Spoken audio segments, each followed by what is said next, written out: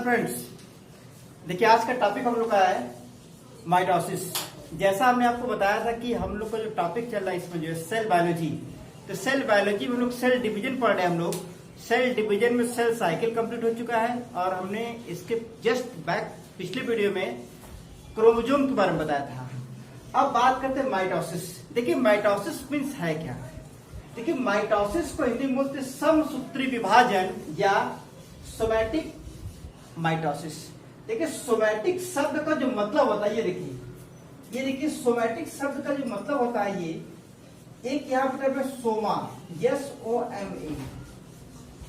इसका मतलब ये होता है क्या बॉडी, अर्थात यहाँ पे जो सोमा शब्द होता है और ये बॉडी शब्द का देखिए मतलब क्या होता है कि जो सोमैटिक बॉडी जो होती है, सोमैटिक बॉडी का मतलब क्या होता है कि सोमैटिक सेल्स में ये कंप्लीट होता है।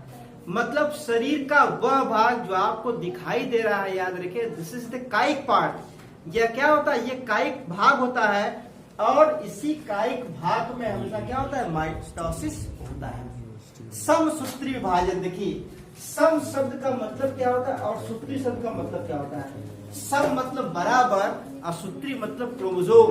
यहाँ पर गुणसूत्रों की संख्या क्या होती है, मदर सेल के बराबर डॉटर सेल में होती है। अर्थात 2n मदर सेल में होगा तो डॉटर सेल में भी गुणसूत्रों की संख्या 2n ही होती है। देखिए देखते हम लोग माइटोसिस की खोज सबसे पहले वाल्टर फ्लेमिंग या W फ्लेमिंग ने, याद रखिएगा, 1882 ईस्वी में किया था। उसके बाद देखा जाए कि प्लांट सेल में सबसे अधिक माइटोटिक डिवीजन कहां पाया जाता है। ये देखिए ग्रोविंग रीजन। अब ग्रोविंग रीजन का मीन्स क्या होता है। ग्रोविंग रीजन मतलब क्या होता है, जैसे क्लास 9th में टॉपिक है टिश्यू।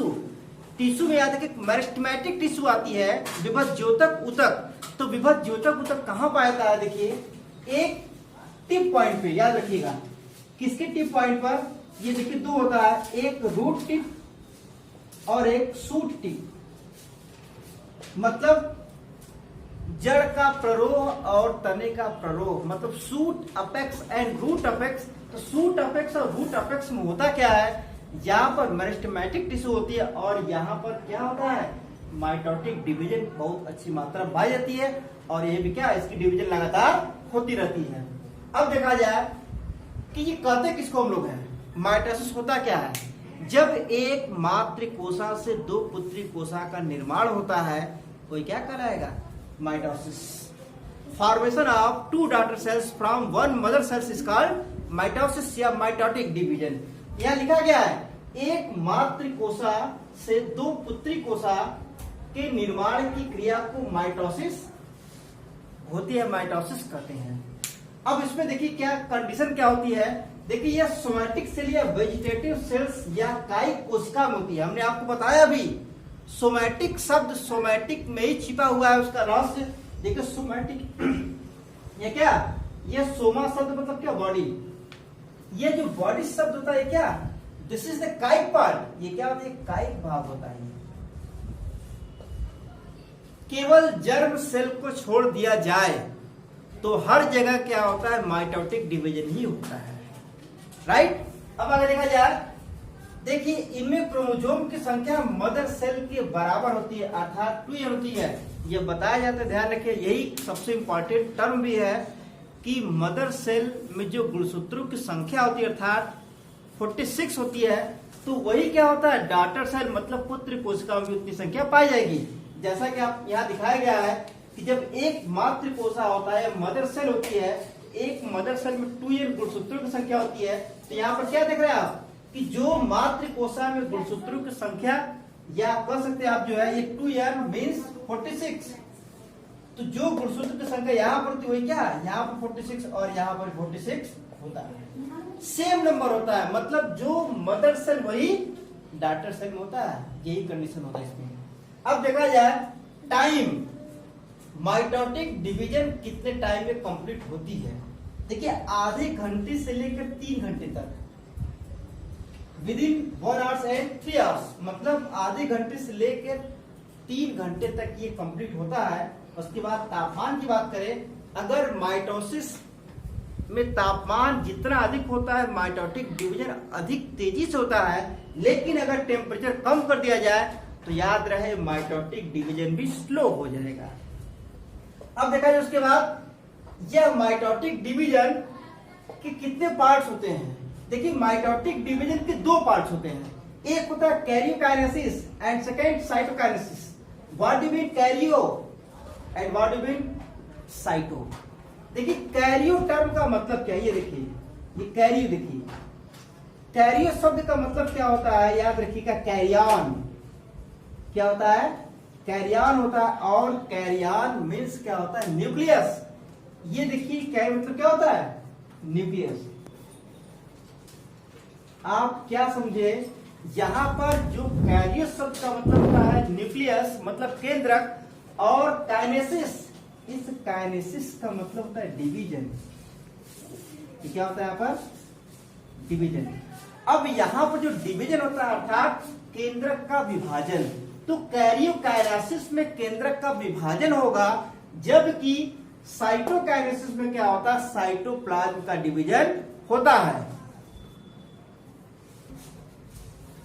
देखिए कैरियोकाइनेसिस हमने आपको बता दिया, कैरियोकाइनेसिस मतलब ये कैरियन मीन्स न्यूक्लियस, केंद्रक का यहाँ विभाजन हो रहा है। तो केंद्रक का विभाजन देख कितने प्रकार का होता है, ये देखा कैरियोकाइनेसिस में दिस इज 4 टाइप्स।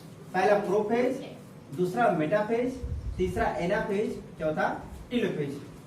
प्रोफेज को हिंदी में बोलते पूर्वावस्था। ये देखिए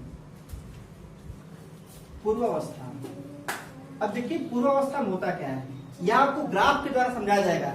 इस फिगर में क्या दिखाया गया ध्यान रखिएगा, प्लांट सेल और एनिमल सेल की दोनों बात हो रही है यहाँ पर। अगर प्लांट सेल और एनिमल सेल में आपको आइडेंटिफाई करना है या डिफरेंशिएट करना हो तो केवल यहाँ पर क्या करना है, आपको एक इस तरह का लेयर बना देना है, जिसको हम आपको दिखा देंगे this is the cell wall. ये आपको क्या है, ये सेल वॉल।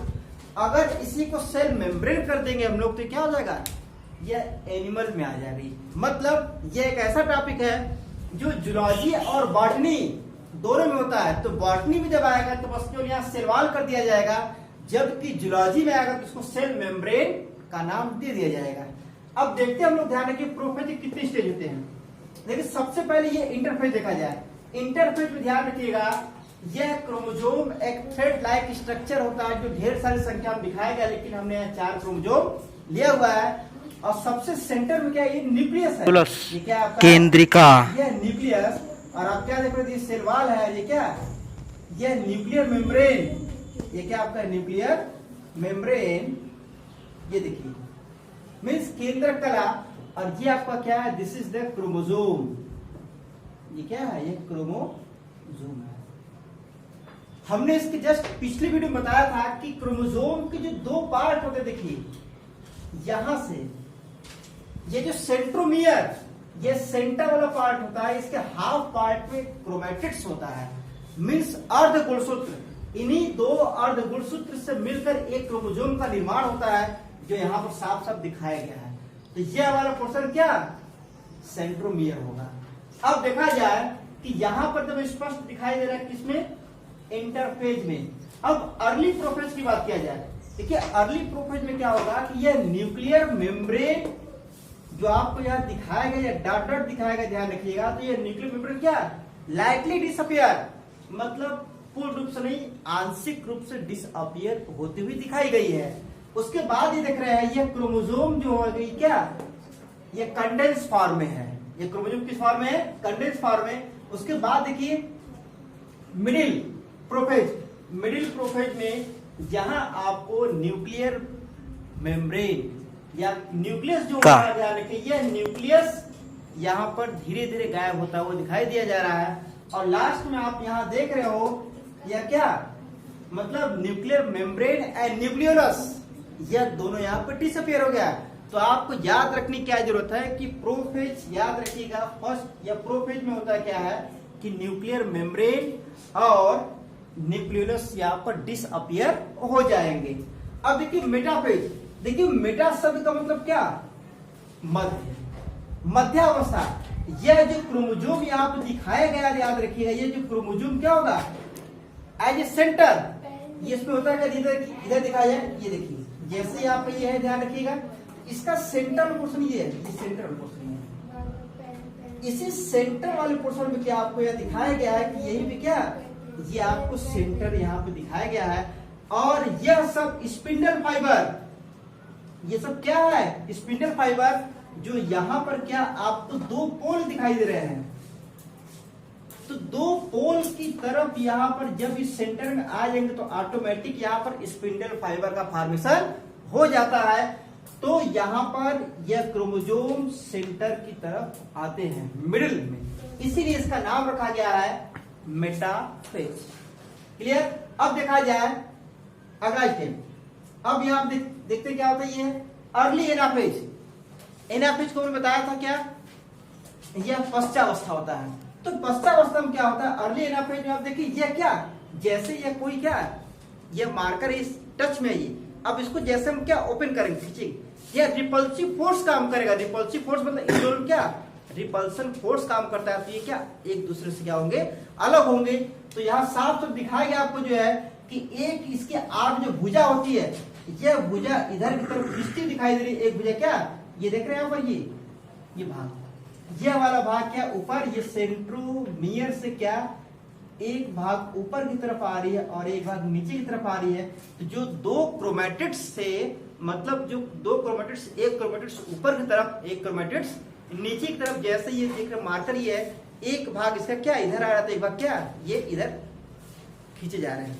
तो यही काम यहाँ पे दिखाया गया है, एक ऊपर की तरफ और एक ये दो पोल, ये देखिए दो पोल होता है, ये एक इधर और एक ये पोल है, दोनों अपोजिट पोल में होते हैं। अब यहाँ पे स्पष्ट दिखा दिया गया है, यहाँ पे देखिए ये दो पोल।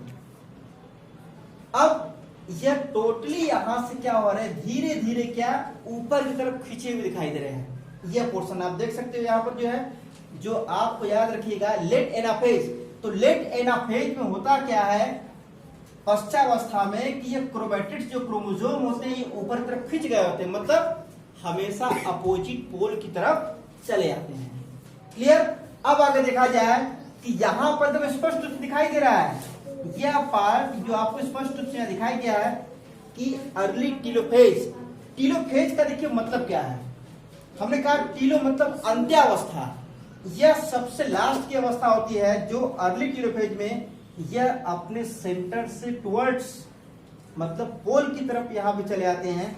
और एक समय क्या आता है, इन दोनों के बीच में प्लेट का फॉर्मेशन होता है। और क्या, यह दो, यहाँ पर आपको एक न्यूक्लियस था, अब दो न्यूक्लियस का फॉर्मेशन है यहाँ पर, एक ये न्यूक्लियस और एक ये न्यूक्लियस। और इन्हीं दोनों न्यूक्लियस क्या होते हैं हम लोग, डॉटर न्यूक्लियस।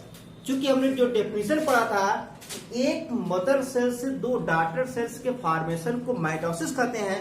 तो आप यहाँ देख रहे हो कि यहाँ पर एक न्यूक्लियस था, एक न्यूक्लियस से दो न्यूक्लियस का फॉर्मेशन हो जाता है। तो ये क्या कहलाता है, यही प्रोसेस हमारा क्या है, माइटोसिस। क्लियर। तो आप क्या देख रहे हो कि माइटोसिस में मुख्य रूप से दो स्टेज, एक कैरियोकाइनेसिस और एक साइटोकाइनेसिस। कैरियोकाइनेसिस में केंद्रक का विभाजन, अब इसके बाद क्या होगा, साइटोकाइनेसिस। तो साइटोकाइनेसिस में साइटोप्लाज्म का डिवीजन होगा। तो यहाँ पे अब जो साइटोप्लाज्म उसके अंदर जो भरे होंगे, याद रखिएगा, इन्हीं साइटोप्लाज्म का दो भाग में डिवीजन हो जाएगा। यह याद रखें, टॉपिक क्या है, माइटोसिस। माइटोसिस में 4 stage, prophase, metaphase, anaphase, telophase. ठीक। अगला जो टॉपिक होगा हम लोग का मियासिस। तो मियासिस हम लोग देखेंगे इसके बाद। धन्यवाद।